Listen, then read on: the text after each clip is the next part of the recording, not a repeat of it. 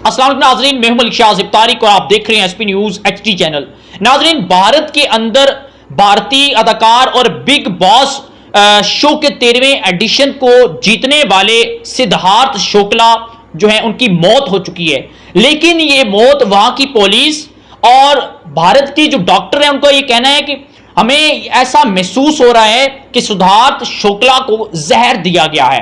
नाज़रीन, अब उनकी जो डेड बॉडी है वो जलाने के लिए उनके लवाहिकीन अहले खाना को नहीं दी जा रही, जबकि पुलिस ने वहां के जो डॉक्टर्स हैं उन्होंने मुकम्मल तौर पर पोस्टमार्टम करने के बावजूद जब ये देखा कि इनकी बॉडी में कोई ऐसे तशद्दुद के निशानात नहीं है, लेकिन अब उन्होंने उनकी डेड बॉडी को केमिकल के अंदर रख दिया है ताकि अगर इनको किसी किस्म का जहर दिया गया या इनको इनकी बॉडी पर किसी किस्म का अगर कोई जहर लगाकर इनकी मौत वाकया हुई या इन्हें मारने की कोशिश की गई तो यकीनन उस केमिकल के अंदर इनकी डेड बॉडी के ऊपर निशानात आना शुरू हो जाएंगे। नाज़रीन, सिद्धार्थ शुक्ला जो हैं वो कुछ छोटे से एक्टर नहीं है, वो भारत के अंदर एक बहुत बड़े अदाकार जिन्होंने फिल्मों में भी काम किया और बेशुमार ड्रामों के अंदर भी काम किया।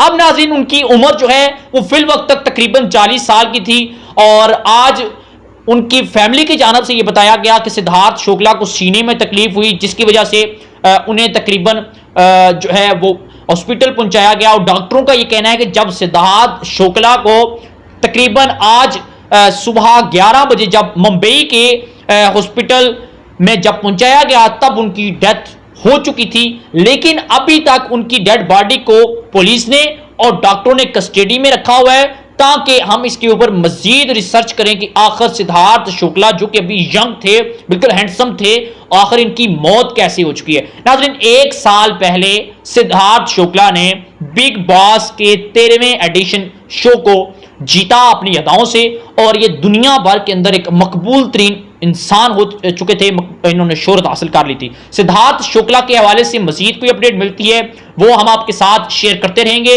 चैनल को सब्सक्राइब कर लें, बेल आइकन के बटन को प्रेस कर लें। लेकिन इनकी डेथ के बाद पूरे भारत के अंदर शोक सा वो है हो चुका है, शोक का समय। चैनल को सब जा दीजिएगा। अल्लाह हाफिज।